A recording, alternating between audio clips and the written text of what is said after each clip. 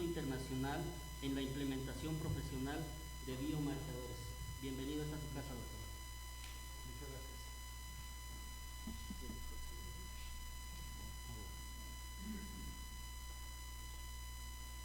Pues en efecto, muchísimas gracias por su asistencia, tanto a los que estaban aquí en la sesión presencial, como quienes nos están acompañando y nos están visitando en línea. Lo que vamos a presentar es también parte del trabajo que hemos hecho con el doctor Mario Alcántara, ahorita lo vamos a mencionar. Mire, los objetivos de esta charla son primero presentarles por qué solicitar los marcadores angiogénicos. El segundo objetivo es presentarles cuál es la aplicación predictiva y cuál sería la interpretación en ese escenario. ¿Por qué? Porque también tiene indicaciones diagnósticas que vamos a presentar y la interpretación es diferente en ese otro escenario.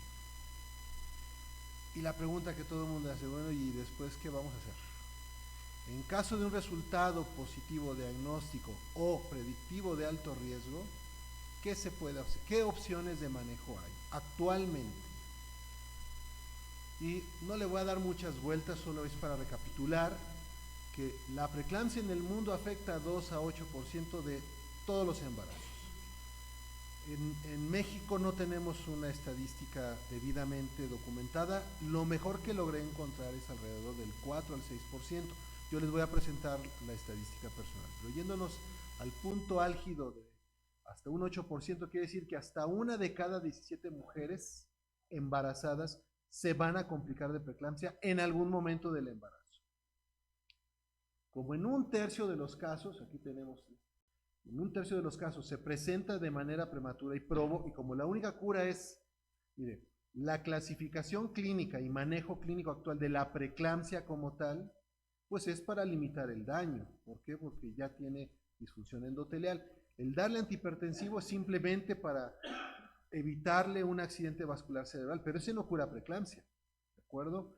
Y darle el esquema de madurez pulmonar a un embarazo prematuro, un bebé prematuro, pues es terapia fetal para reducirle el riesgo que tiene toda la prematuridad. Pero o sí o no que la cura actual de un diagnóstico clínico de preeclampsia es retirar la placenta, pues con todo y el bebé. Ya quisiéramos cambiar la placenta, pero bueno, eso no se puede. Y el principal problema de un bebé, que o sí o no, las pacientes nos dicen, oye, mejor de 7 que de 8 meses. Y algún colega nos lo llega a decir de vez en cuando. Pues eso es completamente falaz, naturalmente. A menor edad de nacimiento, menor la posibilidad de sobrevivir sin secuelas. Porque uno de los problemas, por ejemplo, de embarazos que nacen de menos de 30 semanas es que confrontan no solamente el morir, sino que, oye, se estuvo ahí 2, 3, 4 meses en la terapia intensiva, ya lo tengo en casa, pero ¿qué crees? Que en la etapa escolar resulta que tiene barreras en el desarrollo escolar, y es en el caso más leve. En el otro extremo tenemos bebés prematuros que sobreviven, se llaman milagros, por decirlo así, les dicen milagros, pues sí, pero lo tienes ahí en la silla de ruedas porque tiene parálisis cerebral infantil, o lo tenemos que llevar con el neuropediatra porque está también con otros trastornos, incluyendo crisis convulsivas. Entonces, este es aunque son los piececitos chiquitos, son el problema más grande que tenemos, preeclampsia temprana. Y bueno, yo no los voy a ilustrar, ustedes conocen mejor que yo todas estas guías y otras que se han desarrollado, incluso colegios localmente han desarrollado sus propias guías de detección clínica de riesgo de preeclampsia. Y bueno, hasta algunos han hecho cálculos matemáticos, modelos matemáticos, calculadoras que podemos consultar en línea, metemos los marcadores clínicos y nos arroja una probabilidad. Nada más que, ¿qué crees? Que bueno, claro, como también predecir el estado del tiempo, entre más distante está el evento, menor la posibilidad de detección. Entonces, cuando llegan a primer trimestre y aplicamos estos modelos predictivos, que son los que usamos en CEMAFE, originados en la Fetal Medicine Foundation, pues nada más detectamos como un 53.5%, entre el 50 y menos del 60% de los casos de preeclampsia temprana, que van a ser los que nos van a dar problemas con prematuridad, y de manera global solo el 40%. O sea que de manera global, cuando usted hace su trabajo seguramente bien, como lo hacemos todos los que somos clínicos de base, que aplicamos el historial clínico, eso es, no necesitamos estas calculadoras en la consulta, realmente. Los que tenemos, hacemos medicina materno-fetal y que tenemos un laboratorio predictivo, sí tenemos que usar estas calculadoras. Ustedes no están obligados, si les guste, úsenlas, pero de manera global, aplicando cualquier metodología clínica de predicción de preeclampsia, de cada 5 mujeres que sí van a tener preeclampsia, solo detectamos 2. Y esa es la realidad. Y no le vamos a buscar más. No le podemos escarbar más porque no hay más. Es lo que hay. Y entonces, mira, afortunadamente llegó el avance, el Doppler, se hicieron investigaciones. Primero se hablaba de la mueca protodiastólica o el notch, que si es unilateral, que es bilateral. Bien, nosotros yo no lo voy a comentar más porque es cualitativo. Luego entonces la valoración del especialista llega a ser subjetiva, la concordancia es baja y realmente no nos sirve, al materno fetal no nos sirve. ¿Okay? Nosotros usamos el índice de pulsatilidad medio en primero, en segundo y en tercer trimestre. ¿Por qué? Porque es el que es cuantitativo. ¿Sí? Todo lo que podamos cuantificar una variable, oye, pues no sé, el color de la pared, el tono de qué tan ictérico es, bueno, si lo podemos hacer matemático es mejor para todos nosotros. Y bueno, ya sabemos que bueno, el Doppler de uterinas, cuando la pulsatilidad está aumentada, ¿sí? La resistencia útero-placenta, esto es, no solamente es el vaso, sino a dónde llega el vaso.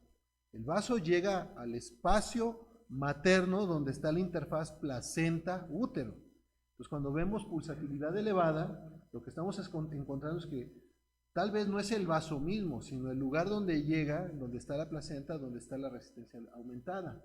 Y aquí les dibujé esta figura geométrica para decirles que en primer trimestre la tasa de detección de preeclampsia, sumándole por supuesto el historial médico más el Doppler, la detección es del 40, se sube hasta el 65%. O sea, sí tenemos un empoderamiento con el Doppler.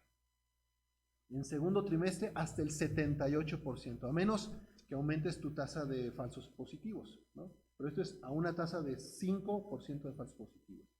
Y después, en tercer trimestre se nos cae otra vez, como el 60%. Esto significa que en tercer trimestre el Doppler de uterinas no tiene la misma utilidad predictiva que en segundo, pero a veces no te predice preeclampsia, pero sí restricción del crecimiento. Entonces, sí se sigue usando, pero el impacto que tiene en la predicción es otra. Y bueno, vamos a ubicarnos en la implantación de los factores angiogénicos. Este dibujito es el trofoblasto, que es la placenta que trae al bebé. Y de este lado está la decidua. Y esto funciona así. Llega a la placenta y le toca. Oye, traigo a tu nene, ¿eh? Déjalo pasar, ¿no? Y ahí en la interacción antígeno-anticuerpo se reconoce, sí traes a mi nene, sí traes a mi bebé, pásale. Y entonces a la decidua le dice a los linfocitos T, B4, oye, no te vayas a lebrestar, porque es mi bebé. ¿Ok? Trae a mi bebé, entonces dale factores de crecimiento como PLGF. Ya desde etapas tempranas se empieza a producir PLGF, básicamente por el trofoblasto. Y se inhibe la producción de SFLT1 y de otros factores inhibidores o inmunomoduladores. Entonces, la inmunomodulación, no es un tema de inmunidad general sistémica del cuerpo, no. Es local lo que sucede ahí entre placenta y mamá. En los embarazos que van a desarrollar preeclampsia, el tema es que llega el trofoblasto, la placenta. Oye, déjame pasar porque traigo a tu nene. Y entonces la decidua dice, no, a mí se me hace que ese no es el nene de esta mamá. A ver, linfocitos, órale, actívense, échenselo. Y entonces activa a los linfocitos, a los polimorfonucleares, se activa la decidua localmente, se deja de producir PLGF y el propio trofoblasto, como no deja pasar al bebé, Se hace harakiri y se produce SFLT1, que es el factor antiangiogénico. ¿Okay? Y esto genera los radicales libres, que ustedes ya saben, lesiona los endotelios y con el tiempo ya genera el cuadro clínico. Hipertensión, fuga capilar, que es edema y edema cerebral, ¿okay? Y alteraciones de la fibrinólisis y hemólisis, que es preeclampsia. ¿Okay? Y entonces vean por qué, aunque al profesor Kypros Nicolaides no le salió significativo el split, en el grupo de Barcelona sí encontraron un modelo predictivo, pero vean, ellos usaron historia clínica, tomaron también la presión arterial media en ese momento, en primer trimestre, midieron el Doppler de uterinas, como ustedes saben hacerlo, y midieron los dos marcadores angiogénicos. ¿Ok? Y entonces, es como por ejemplo lo hace aquí ya el doctor Alcántara, que hace él todo eso, Doppler uterinas y solicita el angiogénico. Y eso ustedes también lo pueden hacer. Y vean aquí cómo resulta. Estas son las áreas bajo la curva de todas las combinaciones de los marcadores. Y les resalto esta, ¿sí? Que es cuando ingresas los angiogénicos, ¿sí? La tasa de detección se te va al 82 a 85% dependiendo de la tasa de falsos positivos. Aquí la tasa de falsos positivos en el mundo nos vamos casi hasta el 10%. ¿Por qué? Porque nos preocupa más detectar esa preeclampsia temprana que te va a dar un nacimiento prematuro con secuelas, o con una mamá que o fallece o queda con secuelas neurológicas o renales o de otro tipo, o ya queda hipertensa. ¿Okay? Y bueno, ¿y qué hacemos? Ok, yo ya hago ultrasonido, o tengo a alguien que me lo haga, le mide el Doppler, le tomamos el angiogénico, lo mandamos a hacer el algoritmo de predicción. Sí, para interpretarlo necesitas el algoritmo, necesitas la calculadora. No tienen de qué preocuparse porque el laboratorio CEMAFE ya la tiene validada. Entonces, ¿qué haces con eso? Tú le dices, oye, ¿qué crees? Te va a dar preeclampsia. Y hay 1/3 de chance de que sea prematuro. ¿Cómo ves? No, pues no le puedes decir eso a la paciente. Gracias al estudio ASPRE se demostró que haciendo alguna estrategia de tamizaje antes de las 16 semanas y seleccionar y darles aspirina de dosis baja, te reduce de manera global un 80% la tasa de preeclampsia temprana y un 63% todas las prematuras. No tiene efecto protector en embarazo de término. Preeclampsia de término no la previene. Ahorita lo vamos a explicar tal vez por qué es así. ¿A qué me refiero dosis bajas de aspirina? Son entre 50, 100 o 150 miligramos diarios. Ellos usaron 150 miligramos diarios para evitar la resistencia a la aspirina. Por eso no se les da aspirina a todas. Por eso y por otros motivos. Si ha habido alteraciones hematológicas asociadas, si ha habido reacciones alérgicas y sobre todo la taquifilaxis que generan resistencia a la aspirina. Entonces, si le das ahorita y no la necesitaba y después se la quieres dar, pues ya valió. ¿Okay? Entonces, ellos usaron 150 miligramos diarios. Funciona mejor si te la tomas de las 6 p.m. en la tarde, en la noche. ¿Por qué no sabemos? Tiene que ver tal vez con el cortisol y las hormonas de la placenta. ¿Okay? Y si se le olvida, digamos, una cada mes, bueno, no pasa nada. La adherencia del 90% o más, tienes esa tasa de prevención. Pero si se le olvida una por semana o más, ya valió. O sea, la prevención es mucho menor. ¿Okay? Y aquí es donde quería llegar. Miren, este es el modelo de David Wright, que es el matemático, es el especialista estadístico de Kypros Nicolaides, que ellos juegan con esto. Dicen, o el modelo dice, que si todos los embarazos pudieran prolongarse en el número de semanas, o sea, algo loco, 50, 60, 80, todos los embarazos van a tener preeclampsia. Al parecer la preeclampsia como es una patología solo del ser humano, no ocurre en otras especies a menos que les inyecten las sustancias bioquímicas a las ratitas o a los animales de experimentación. O sea, al parecer las placentas humanas están predestinadas a tener preeclampsia. ¿Okay? Lo que sucede es que en esos embarazos de bajo riesgo que tienen una buena relación inicial, ¿sí? La edad media se recorre tan lejos que solamente menos del 2% tienen preeclampsia. Las chicas que tienen factores de riesgo como hipertensión, lupus, etcétera, bueno, ya su organismo está propenso y entonces la edad media se les adelanta y por eso tienen como hasta 30 o 50% de preeclampsia. ¿Ok? Y son los factores múltiples. Esto yo lo comparo, esta curva gaussiana, con una bola de nieve que se nos viene desde la cima. Entonces, si tenemos factores de riesgo, se nos viene encima la preeclampsia. Y si tenemos factores de protección, bueno, la bola de nieve está más lejos. Y tenemos menos riesgo de que se nos venga encima la bola de nieve, o sea, la preeclampsia. ¿Okay? Y bueno, este es el modelo y les voy a decir más o menos cómo funciona.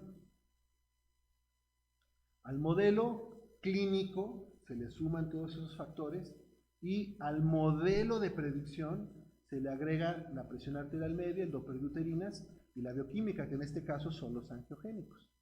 Y entonces, según como resulte, por ejemplo, el Doppler de uterinas alterado, ¿sí?, te empuja la bola de nieve encima y te aumenta el riesgo de preeclampsia. Lo mismo que si el angiogénico está alterado, te viene más encima. Y esa es la manera en la que detectamos a la paciente de alto riesgo y que se le prescribe la preeclampsia. Ejemplo de cómo funciona esto en la población CEMAFE. Miren, aquí nosotros recibimos mujeres de 15 a 47 años de edad de embarazo espontáneo, tenemos otras que son de ovodonación, pero bueno, en la semana 12 más o menos, el 90% son embarazos espontáneos, feto único en el 93%, tenemos 7% de embarazo múltiple. La edad media a la que llegan es de 33.7 años. Tengo prácticamente el 40% de mujeres de 35 años o más. ¿Okay? Entonces a mí la edad materna avanzada, así como diagnóstico, ni la uso. La etiqueta ya la desechamos desde hace mucho.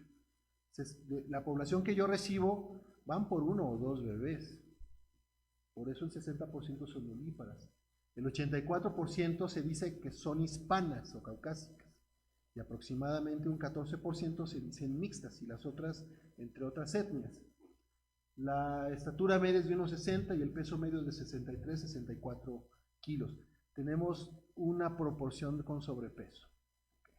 Pues todo eso, si agarramos a la chica modelo o a la chica media del sistema, de la población CEMAFE, y lo metemos a la calculadora, mira cómo resulta. Esta es la curva.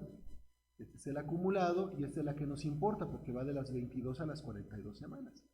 Entonces, esa chica, a ver, ¿ustedes cómo la ven? Es una chica de edad media de 33, casi 34 años cuando llega a la semana 12. Es nulípara. Mide unos 60, 63 kilos más o menos. No tiene ningún antecedente. Si su mamá no tuvo preeclampsia, no tiene lupus, no tiene antifosfolípidos, no fuma, no tiene diabetes mellitus, sana. ¿Ustedes cómo la clasifican? ¿De bajo o de alto riesgo? De bajo riesgo porque así dicen los. Pero ¿qué crees? De manera global tiene 3.7% riesgo de preeclampsia solo por el historial, por la calculadora clínica. Vean cómo este modelo personalizado y de precisión ya te cambia el escenario. ¿Okay? Entonces, que eso es algo que eso nos toca a nosotros hacerlo. Por eso que mande la paciente, mande los sueros o solicite las pruebas para que nosotros hagamos esto. Y bueno, en este grupo de pacientes modelo vamos a hacer una proyección. En 100,000 embarazos similares, no digo que sean exactamente, que sean similares, ¿sí? Entonces tendríamos 480 nacimientos prematuros entre las 24 y 36 semanas por preeclampsia. Entre 100,000 embarazos similares. ¿Ok? Y quiero que vean aquí, de las 30 a las 24, son como 26. 23 o 26, ahí me falló un poco el cálculo. Entonces, la chamba es, en esas chicas que son aparentemente de bajo riesgo, ¿cómo le hago para detectar esos casos y evitarles ese problema? Bueno, pues la profilaxis y las terapias antipreeclampsia, como se está hablando en el mundo, como nosotros lo vemos, los que vemos este modelo, esta es la dosis baja de aspirina o las otras terapias antipreeclampsia que les voy a presentar, que lo que pretenden es de que, bueno, si la bola de nieve la tenemos por acá, oye, ¿cómo le hacemos para empujarla? Volver a retrasar esa aparición y tal vez no podemos evitar 100% preeclampsia. Si nace el bebé y ya no le dio preeclampsia, pues ya es prevención primaria. Pero si el cálculo era que él iba a nacer en la semana 30 y nace a la semana 34, es prevención secundaria. Y porque limitamos, aminoramos la condición y posponemos la aparición de la enfermedad. Y entonces, haciendo lo que nos recomienda ahora Kypros Nicolaides por el estudio ASPRE, que llega la paciente, le haces el tamiz, pero todo, o sea, la historia clínica, el Doppler, la presión arterial media y los angiogénicos. Entonces, este es como se desplaza la bola de nieve, ¿sí? En vez de tener 480 nacimientos prematuros en esas 24 o 36 semanas, solo tendremos 270. Y el número de nacimientos de 30 semanas a 24 se reduce a nada más unas 16 o 16, como a la mitad. ¿Ok? Eso, si la proyección es, claro, que le hiciste el tamiz, que se tomó la aspirina, que no se le olvidó a lo mucho una cada mes o 3 cada mes. ¿Ok? Y entonces viene ahora sí la etapa de segundo y tercer trimestre para marcadores angiogénicos. Los marcadores angiogénicos funcionan de esta manera, porque también necesitamos saber, ok, ya le hice el tamiz, ya le di la aspirina o alguna otra terapia antipreeclampsia, según cada caso.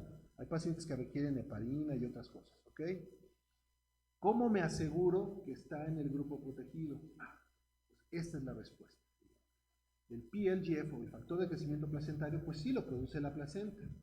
Y el SFLT1 o SFLT lo produce principalmente el endotelio materno, en condiciones fisiológicas, en condiciones sanas y normales. Y entonces, aquí tenemos, miren, este es otro dibujito así como de primaria, como de R1, R2, pues sin ni modo. El endotelio tiene sus receptores, que son estos. El PLGF son estos pelotitas verdes que llegan al endotelio para que funcione bien y que no le dé preeclampsia. El endotelio se autorregula con el SFLT y lo captura para que todo esté equilibrado. Ese es un embarazo sano que no va a tener preeclampsia. ¿Qué pasa cuando ya hay un desequilibrio, una disfunción endotelial y lo que sigue va a ser la preeclampsia? Ok. Se sabe que aumenta la producción de SFLT1 en el endotelio y entonces también se reduce la producción de placenta, o sea, como que la placenta que va a desarrollar preeclampsia, como no logra comunicarse bien con la mamá, dice, oye, no, pues yo no puedo, o sea, se debilita y produce menos PLGF. Y el lado materno, como no reconoce esa placenta, está duro y dale que la quiere acabar. Y entonces, incluso en la muscularis del vaso se produce SFLT1 y lo que les platicaba, la propia placenta empieza a producir SFLT1. Se hace harakiri, es que no me quiere, entonces me voy a morir. ¿Ok? Esa es la base de los angiogénicos. Les voy a decir un detalle que casi nadie sabe. La vía genómica por la que se produce el SFLT1 patológico, el que te va a dar preeclampsia, es por un transcriptoma distinto al fisiológico. ¿Ok? Entonces, a futuro vendrán terapias antipreeclampsias, pero que vayan directamente a la terapia genómica. Eso ahorita se está probando. Sí, acabo de estar en un foro internacional y un investigador presentó que ya están probando terapias directamente al transcriptoma. Nosotros lo que les voy a presentar es la experiencia al proteoma, a la expresión, ¿ok? Que también tiene efectos. Y bueno, de ahí salió la noción del ratio en inglés, que es el cociente angiogénico. Divides el valor absoluto en picogramos por mililitro del SFLT entre el valor absoluto en picogramos por mililitro del PLGF, y si el cociente está elevado, te está avisando que esa paciente asintomática va a tener preeclampsia dentro de las siguientes 4 a 6 semanas. Y entonces tienes aquí el balance angiogénico, la disfunción de placenta, que después viene con disfunción endotelial. El desequilibrio en el angiogénico con el tiempo es progresivo, se hace peor. Esta diapositiva lo que ilustra es que con el tiempo el SFLT sube. Y ojo, cuando tú tomas un angiogénico en segundo o tercer trimestre, sale alterado, le das seguimiento y se dispara el SFLT, ya, le va a dar preeclampsia a corto plazo, aguas.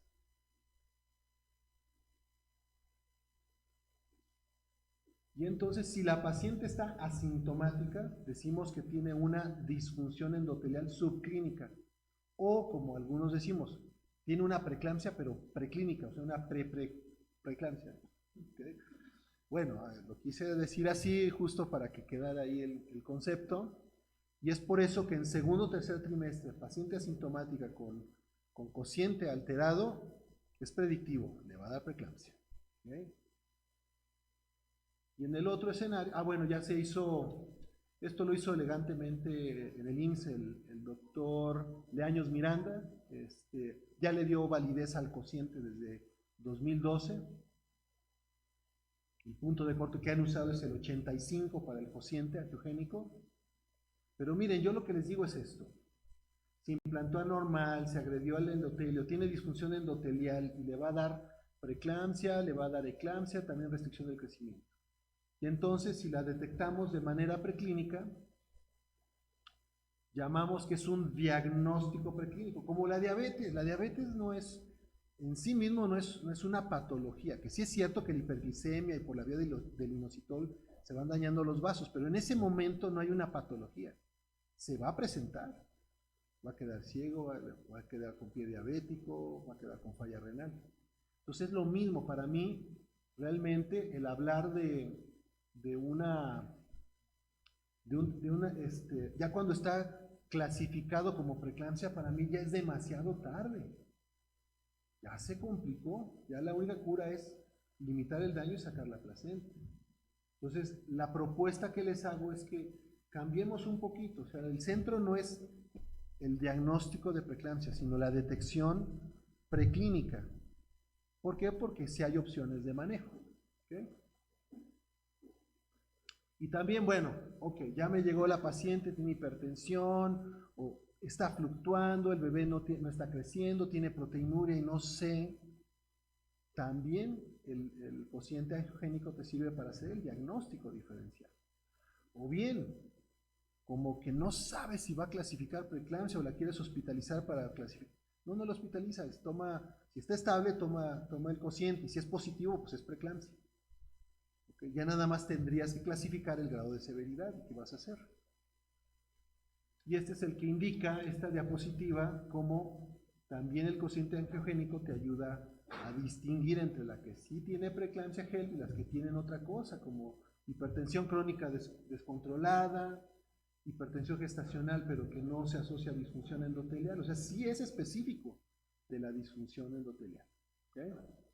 Y bueno, aquí en esta página de ISU, y con mi nombre ustedes pueden, estas postales que les hemos distribuido aquí en físico, y quienes están en línea también pueden descargarlo, y aquí vienen los usos o indicaciones sugeridas para el cociente angiogénico, o el ratio en inglés. Y una interpretación rápida, miren, con menos de 33 entre la semana 20 y 37, bueno, es negativo. Con 85 más, pues ya es positivo. ¿Ok? Y el problema está ahí en esa zona gris. ¿Cómo les decimos a las pacientes? Porque también, oye, si todo tiene que ser perfecto, ¿cómo le vas a decir que la prueba es para ver si está perfecto o no? No. Le dices que es una prueba para checar el balance perfecto, para que siga siendo un embarazo perfecto. ¿Ok? Y bueno, esta zona gris, ¿qué hacemos? Pues mira, tienes dos opciones. Tú tienes una paciente asintomática o como que le dudas que tiene hipertensión, tiene proteinuria, le haces el cociente y te cae aquí en 50. Tienes dos opciones. Repites la prueba en 2 semanas o solicitas ya la interpretación con múltiplos de mediana. Estas son las medianas EMAFE para el cociente, para PLGF, para el split. Y nosotros ya habíamos publicado, bueno, mandamos un abstract, un póster a la Fetal Medicine en el 2014, donde le damos validez a nuestras primeras medianas. Y esto es como los MOMS. ¿Quién no está de los presentes, quién no está familiarizado con los múltiplos de mediana? Ok, es muy sencillo. Me voy a regresar.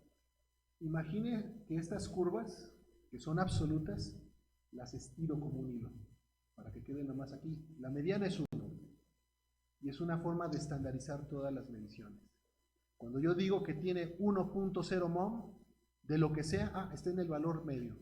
2.0 moms, tiene el doble del valor medio. 0.5 mom, tiene la mitad del valor medio. Es una forma de estandarizar casi todo. El Doppler, la presión arterial, casi todo lo puede usted estandarizar así. Y la bioquímica desde hace muchos años se hace así. Y eso ya lo tenemos resuelto.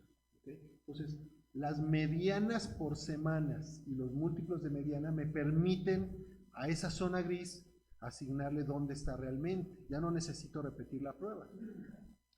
Y estas curvas, yo sé que aquí hay mucho que son clínicos, que son quirúrgicos y que nos gusta el mecate, que tal vez las matemáticas no, pero lo que quiero que vean aquí es que esas campanitas de Gauss, si se ven así bonitas, curveaditas, quiere decir que el modelo que tiene ese centro, ese laboratorio, está perfecto. Entonces, de esta manera yo les demuestro que nuestros modelos están perfectos para nuestra población. No tienen que andar usando las otras calculadoras en línea, porque de hecho ya las investigamos y no se ajustan a nuestra población. Y siempre me preguntan, bueno, ¿y para embarazo múltiple? Bueno, para embarazo doble sí hay un modelo predictivo clínico, que es también es del grupo de Kypros Nicolaides, y esto no es de Kypros Nicolaides, este es de otro grupo en Estados Unidos, los angiogénicos corregidos para gemelos. Entonces, tomamos los modelos de ahí, se los aplicamos al modelo SEMAFE y también está perfecto. ¿Okay? Fíjense cómo investigaciones por separado, si están bien hechas, se pueden ajustar perfectamente a tu población. Y bueno, lo podemos hacer para embarazo único, para embarazo doble, ya sabemos que tenemos un modelo predictivo. Cuando es de diagnóstico o de predicción en corto, ¿sí?, no necesitan medir todo lo demás. Si usted quiere hacer predicciones a más largo plazo, que la ve en la 12, en la 22 o en la 32, quiere hacer predicciones a largo plazo, sí que hay que incluir todo lo demás, historia clínica, presión arterial media y Doppler uterinas. Pero para corto, aquí 4 o 6 semanas, no lo necesita. Eso dependerá de cada paciente y cada contexto clínico y del resultado del cociente. Y lo que siempre me han preguntado, oye Héctor, ¿y cuáles son los valores predictivos? De eso sí estamos muy familiarizados más o menos, de los valores predictivos. En población de bajo riesgo, que tenga un cociente alterado, estamos hablando de pacientes que tienen 2% de riesgo basal de preeclampsia, muy bajo riesgo. El valor predictivo positivo solamente es del 15 al 45%, que por eso el angiogénico, por eso y por otros motivos, el perfil angiogénico no sirve para indicar la resolución del embarazo. Mucha gente lo ve, se espanta y programa. No, eso no es así. Te dice, oye, le va a dar preeclampsia, puedes hacer algo. Ponle los maduradores, dale un seguimiento o dale una terapia antipreeclampsia. Pero la decisión de la interrupción es o por la condición materna, que ya te clasificó una preeclampsia severa, o por la condición fetal, que tiene restricción del crecimiento, y aunque la mamá esté estable, si ese feto tiene signos de alto riesgo para lesión encefálica, por ejemplo, que tenga signos de acidosis, de sospecha de acidosis fetal, pues según las semanas de gestación se decide si nace o no. Pero el cociente no es para eso, tampoco se diseñó para eso. En embarazos de alto riesgo, bueno, que ya es hipertensa, la tienes con Clexane, pero sale alterado, pues con todo y el Clexane y la aspirina y todo el tratamiento, es muy probable que tenga la preeclampsia a corto plazo. Vean del otro lado los valores predictivos negativos. Esos son todavía más útiles, porque si la tengo con aspirina, con heparina, con prednisona, porque tiene antifosfolípidos, hipertensión, preeclampsia previa de 28 semanas que se perdió, y le hago el angiogénico en la semana 22-24 y está normal, o sea, en las siguientes 4 o 6 semanas, o sea, no le va a dar preeclampsia. Repítelo en el tiempo idóneo, que es en 4 o 6 semanas. Y si te sigue saliendo normal, no le va a dar preeclampsia en ese tiempo. Piénselo también muy bien así. Y otra lindura que tienen los modelos de angiogénicos. Según el valor que tiene el cociente, puedes predecir más o menos el valor medio, la edad media en la que le va a dar preeclampsia. Por eso en los reportes predictivos que nos han solicitado, de segundo y tercer trimestre sí le ponemos, oye, edad, lapso medio para preeclampsia calculado según esta referencia, 2, 3, 4 semanas, menos de una semana. ¿Okay? De ahí viene. Solamente funciona para las siguientes 4 semanas después de la prueba. Después cambia la cosa. Y bueno, aquí quiero contarles un chiste. ¿Se puede? Sirve que tomamos un break a toda la ciencia que... Este es Juan.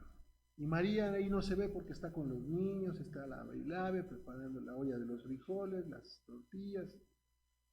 Y de pronto le dice, María. Le grita. La otra que no puede hacer otra cosa si no lo dice Juan. ¿Qué quiere Juan? Tráeme el antídoto. Ay, mi vida, ¿te picó la culebra? No, pero ahí viene. Entonces, una de las preocupaciones, cuando empezamos a hacer los angiogénicos, como poco más de 6 años atrás, pues sí salía positivo y entonces, ¿y ahora qué hacemos? Pues tráete el antídoto porque ahí viene la culebra, porque no sabemos qué hacer. Entonces, lo primero que se hacía era un seguimiento clínico, esto es, si podía la paciente, pues con el monitor que ya se estuviera checando, los signos de alarma. Semanalmente nosotros le checábamos la presión arterial, la proteinuria, en su momento hacíamos todo el panel toxémico tradicional. ¿Y qué ganábamos? Bueno, pues ganábamos varias cosas. Una, las demoras. ¿Recuerdan lo de las muertes maternas y las demoras? Bueno, pues te evitabas como ya ya sabíamos que le iba a dar preeclampsia y nada más estábamos viendo, ok. Pues en un momento muy estable, muy oportuno, tenían acceso a los servicios de salud. Pues ya no habían esas demoras de que si tienes síntomas, que si lo checas, que si el médico duda, que si lo tratas. No. Ya tiene acceso directo. Y eso nada más les disminuyó la mortalidad materna y perinatal. Tan solo con el hecho de saber, porque si me dicen, oye, ¿y qué hago? Pues mínimo monitoreala y planea el acceso a los servicios de salud. Oye, es que no tienes, mándalo, busca qué tiene, pero que ya tenga el acceso, que ya no existe esa demora, que son estas. ¿Okay? Entonces, nosotros siempre hemos propuesto que mínimo el estar haciendo los angiogénicos, mínimo te evita estas triples demoras. ¿Okay? Pero ¿qué creen? Los médicos y las pacientes nos preguntaron, oye, ¿qué más se puede hacer? Y este es un estudio que hicieron en el Instituto Nacional de Perinatología en pacientes de alto riesgo clínico, o sea, no tenían angiogénicos, no había angiogénicos, estamos hablando del 2008, 2010. Les dieron L-arginina dosis altas, como 6.6 gramos diarios en barritas, porque es aminoácido y te irrita el estómago, y con esto demostraron que disminuyeron la frecuencia de preeclampsia en ese grupo. Entonces lo que nosotros hicimos fue que nos animamos con una paciente, por cierto médico, que llegó en la semana 20, no le hicieron ningún tamizaje como tal, se hizo el angiogénico y salió alterado. Vean. Aquí, esta es otra gráfica que usábamos antes. En ese momento le dimos terapia endotelial a base de dosis altas de L-arginina. Vean cómo el Doppler de uterina no estaba alterado. Le dimos seguimiento y mejoró. ¿Sí? Aumentó el PLGF, disminuyó el split y el cociente en general mejoró, incluso en rangos normales. Y después otra vez se disparó. Esto es que la terapia endotelial a base de L-arginina y de otro fármaco que vamos a hablar, sí posterga la aparición de la preeclampsia. Entonces sí nos ayudó a empujar esa bola de nieve. ¿Okay? Y este fue el primer caso que nos animamos a dárselo así, lo documentamos y de ahí hicimos los casos y controles. Y esos casos y controles, bueno, ahorita se los presento. Entonces miren, ok, ya hicimos la detección preclínica, le damos la terapia endotelial antipreeclampsia y entonces ya no le da o se posterga la aparición. Este póster lo presentamos fue 2017 me parece. Uno de los autores es el doctor Alcántara, porque también aportó con las pacientes y los datos. Y miren, les voy a mostrar. Esta gráfica que es matemática es muy sencilla. Ese mismo cambio que mostrábamos en la otra gráfica, lo corregimos así nada más a un valor. ¿Sí? Un valor de 0 quiere decir que se mantuvo igual, el múltiplo de la mediana. Un valor de 1 o de 2 o de 5, ese quiere decir que ese marcador subió. Un valor de menos 2, menos 4, menos 5, ese marcador disminuyó. ¿Okay? Aquí el PLGF nos sorprendió que no hubo una diferencia estadística. ¿Por qué? Porque en los casos específicos, sí, cuando vemos que baja el PLGF, pues sí se asocia a progresión de la enfermedad, pero también se asocia a restricción del crecimiento. Pero en los grupos no hubo diferencia. Los de en medio, los cafés, son los que salieron positivos y que no tomaron terapia endotelial. Los verdes son los controles sanos y los rosas son los que tomaron la terapia endotelial a base de la arginina. Y aquí está la explicación y tiene lógica. El split, naturalmente, en las que no tomaron terapia endotelial, pues la enfermedad progresa y el split aumenta normalmente.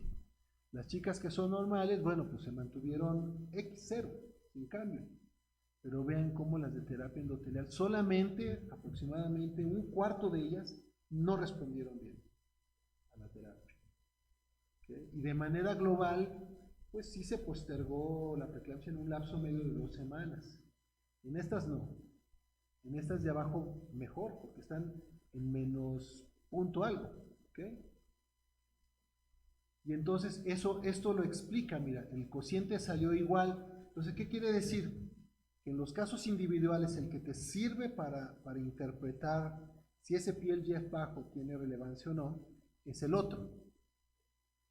Por eso les hemos dicho a los laboratorios que crean estos reactivos, es que necesitamos los dos. Oye, ¿por qué no te vas nada más con PLGF? No, la experiencia clínica y la estadística que tenemos en nuestros casos controles nos dice que no, solo PLGF no nos sirve. O bueno, su utilidad no es satisfactoria ni plena. Tienen que ser los dos. Y bueno, vean, ahí va la terapia endotelial, antipreeclampsia. Si lo hacemos así, sumamos lo que se hace en primer trimestre, unas aspirinas, otras no. Y hacemos en segundo y en tercer trimestre el angiogénico. De una les damos terapia endotelial según el resultado. Entonces, en vez de quedarnos solamente con 270 casos de preeclampsia, son 106. O sea, la prevención es mucho menor, y aquí de los 30 son solo 4 casos, o sea, de 23 casos que tenemos de preeclampsia, entre las 30 y 24 semanas, nos quedamos tal vez nomás con 4. Y desde que tenemos estas terapias endoteliales, no hemos tenido una que nazca con menos de 28. Que esa es la experiencia clínica. ¿Okay? Y nos preguntamos, bueno, ¿qué más? Hubo una publicación que demostró que sí había un efecto benéfico de la pravastatina sobre la óxido nitro, la NOS sintetasa, la que produce el óxido nítrico en el endotelio. Entonces, una estrategia puede ser solamente darle como terapia endotelial pravastatina, ¿okay? Porque activa la enzima que produce el óxido nítrico. Pero darle además L-arginina es porque la L-arginina es el substrato de la enzima. Entonces le enciendes le carburas el motor y además le das gasolina, pues tiene mejor lógica. De esos casos, mira, aquí tenemos grupos de 10 pacientes, unas con pravastatina, otras sin pravastatina. Ellos lo presentan de un modo distinto, gráficamente, pero significa lo mismo. Que las que no toman pravastatina, pues si aumenta el split y les da preeclampsia, y las que toman pravastatina, pues terapia endotelial. No la llaman ellos así, esa es una palabra que nosotros nos sacamos del CEMAFE. Pues le vamos a llamar terapia endotelial. No sabemos si así va a quedar o no. En el mundo se está escogiendo la palabra terapia antipreeclampsia, pero nosotros dividimos. Una cosa es, en las primeras 16 semanas hacemos un tamiz y le damos alguna terapia antipreeclampsia para prevenir preeclampsias, profilaxis. Y en segundo o tercer trimestre, pues como ya hay disfunción endotelial, es prevención secundaria, pues es una terapia endotelial. También es antipreeclampsia, pero simplemente retrasa la aparición. También se probó que es segura en segundo y en tercer trimestre. al menos hasta ahorita. El primer trimestre sigue siendo categoría X. Y cuando nosotros prescribimos la terapia endotelial, siempre les explicamos, oye, esto es una prescripción off the label, no está en la etiqueta, no está en el PLM, con base a algunos estudios y la experiencia propia y los casos y controles. ¿Ok? Entonces, la paciente puede decir que sí, la paciente puede decir que no. Está bien, si decide que no, pues le damos el seguimiento, lo que hasta ahorita se conoce. Si la paciente dice que sí, pues casi que te firme el consentimiento para que tú documentes el caso, no tanto para que te protejas, sino que estás estableciendo claridad y transparencia con la paciente. ¿Sí? Les ha ido muy bien y ha tenido muy buena aceptación. Y entonces, conclusiones. Los marcadores angiogénicos empoderan al clínico y también a la labor del ultrasonografista, que de por sí la labor del ultrasonido ya es empoderar al clínico, pues este viene a darnos todavía un valor agregado. ¿Sí? No están solitos, no. La prueba es útil, sí, pero tiene que estar incluida en este contexto clínico y ecográfico. Siempre le ponemos, el resultado está sujeto a la interpretación clínica y ecográfica. Los marcadores angiogénicos tienen utilidad predictiva en pacientes asintomáticos. Confirman sospecha diagnóstica o bien te ayudan en el diagnóstico diferencial. Oye, está hipertensa, no se controla. Normales. No, pues entonces si es un descontrol de hipertensión. Claro, eso también te puede dar problemas. También te puede dar EBC y también te puede dar restricción del crecimiento. O óbito en una crisis hipertensiva. Pero ya no está vinculado a una disfunción endotelial. Y te da opciones de manejo, miren. Uno, paciente asintomática o que empezó con algún rasgo de hipertensión o proteinuria, evítate las demoras. Oye, ¿qué tienes? ¿Sí insiste? Ándale, le haces una nota y ándale, vete para allá para que te den el seguimiento.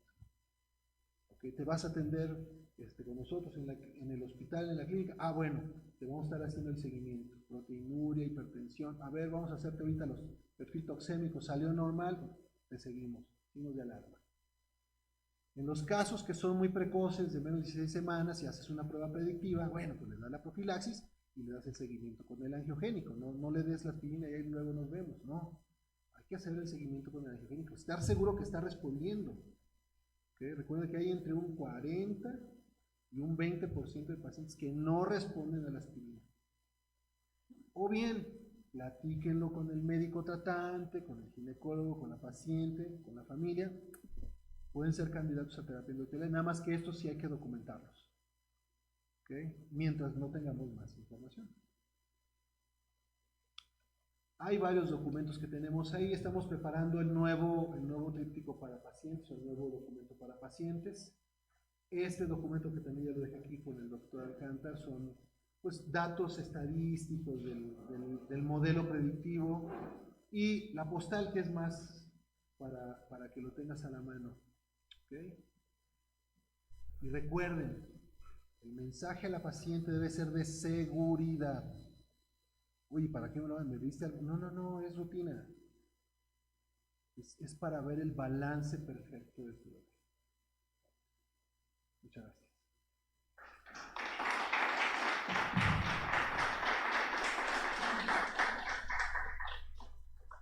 ¿Hay sesión de preguntas?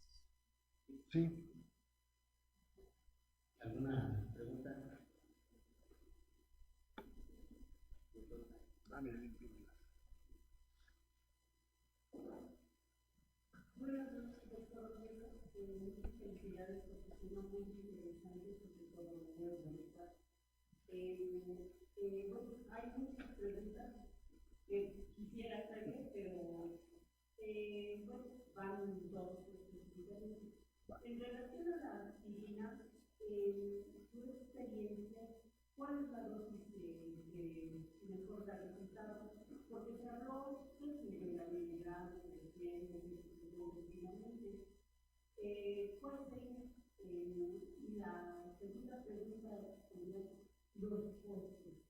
Estamos en una población donde los pacientes solo nos preguntan y el costo. Sí, excelentes preguntas. Mire, la dosis se individualiza.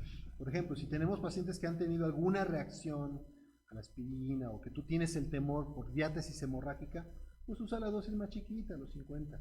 Mira, hay presentaciones de tabletas grandes de 100 miligramos y otras más chiquitas. Y hay otras de 300. Entonces hay que buscar las opciones para ver cuál podemos usar. ¿Okay?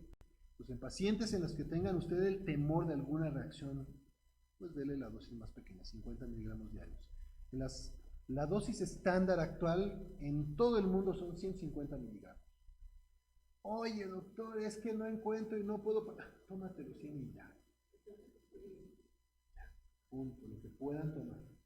En la paciente que sí tienes sospecha de que vaya a tener una resistencia a la aspirina porque la ha estado tomando previamente o porque tiene factores de riesgo clínico, pues si no consigue la dosis de 150, con mayor razón hay que hacer las pruebas angiogénicas a temprana edad para detectar si tiene resistencia o no. Ahora, los costos, la experiencia que tenemos con los costos es mira, toda prueba tiene un costo. Oye, que los costos operativos de laboratorio, los reactivos, los costos administrativos, toda prueba tiene un costo. Pero el valor, cuando te pregunta la paciente es porque el valor se lo va a dar ella. Y dice, ¿cuánto cuesta? Ah, no, pues está re bien. Yo les invito, desde hace muchos años nosotros ya no tratamos de leer al paciente a ver si lo va a comprar. No. Dele el precio, dile para qué vale y que él decida. Punto. Y eso ha sido maravilloso. ¿Por qué? Porque deja uno de juzgar. Me ha pasado que me dijeron, no, es que me dijeron que estaba muy caro y no, pues, para mí lo vale. Y hay gente que tú podrías imaginar de que no, pues si trae ropa y no lo paga. Entonces, las pruebas tienen un costo y el valor lo otorga el paciente. O sea, habrá pacientes que se quieran hacer las pruebas esas genéticas de a ver de dónde viene, pero el angiogénico no lo hagan. Pacientes que se hacen la prueba de ADN para ver el sexo del feto, pero no se hacen el angiogénico. Bueno, es decisión de ellos. Es lo que ellos valoran. ¿Qué le parece? Eso cada quien.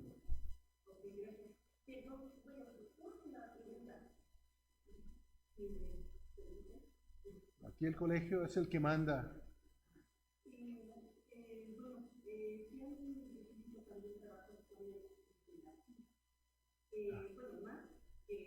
Para prevenir el tipo de crecimiento, pero ¿qué experiencia tendría? Ok, no lo usamos, no lo hemos usado porque realmente incluso se ha asociado con efectos adversos. Ok, el sildenafil lo único que hace es vasodilata, pero no tiene ningún efecto endotelial. O sea, aquí la clave, no quiero hablar tanto de restricción porque es multifactorial, pero la restricción que está asociada es otro tema. Cuando hemos dado las terapias endoteliales, generalmente no previene la restricción. ¿Ok? Mantienes a la paciente estable para que le gane madurez. Y todo el mundo, ¿y cuánto pesa y cuánto? No, olvídate del peso a la semana.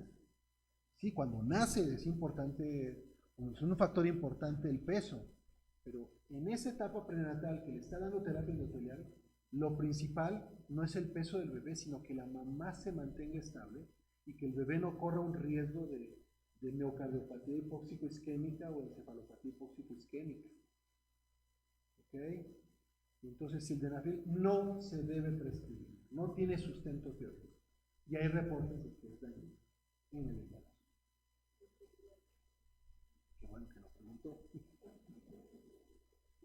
En una población como la mexicana, en la cual la prevalencia de este tipo de enfermedad hipertensiva es notablemente alta, se justifica cualquier prueba que tenga como finalidad disminuir las complicaciones de la vida.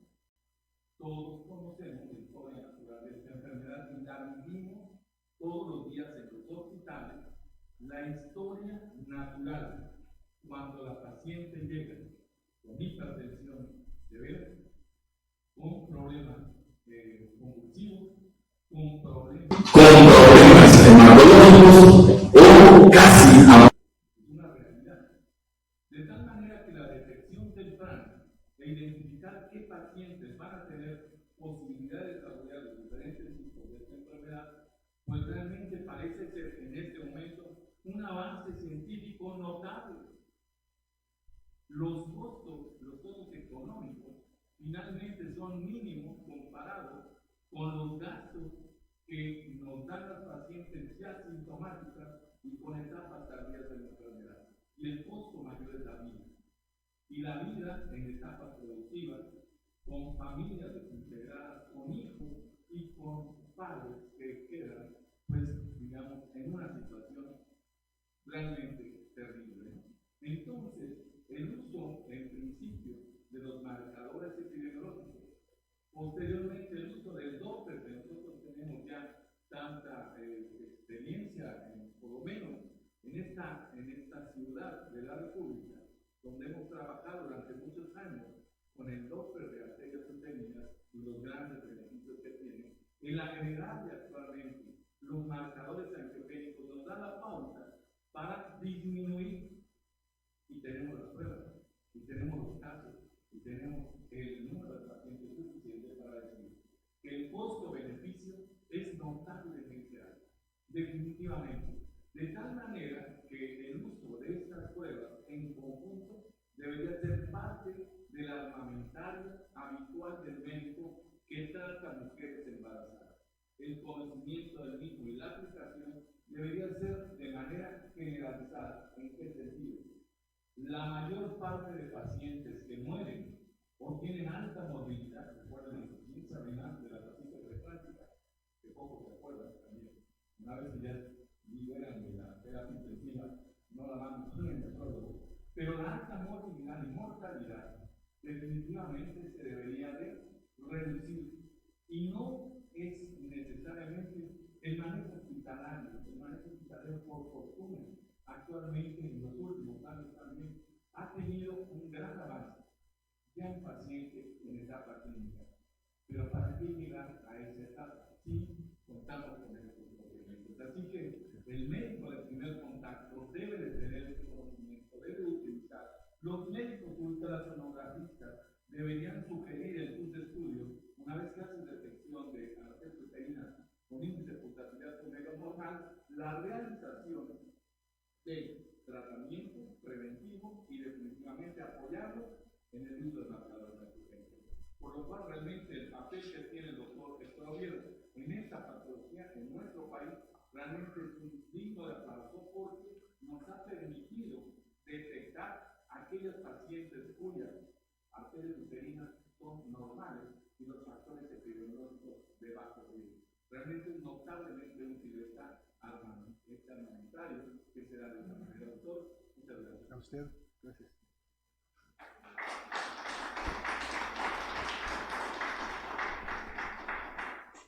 Ya hicimos lo más difícil, ya trajimos las pruebas. O sea, ya se ofrecen, ya están al alcance clínico. Ya nada más solicítela, mándela. Está. Bien, ustedes ya lo vieron, nuestros modelos están perfectos. Así como queremos también sus familias. Muchas gracias.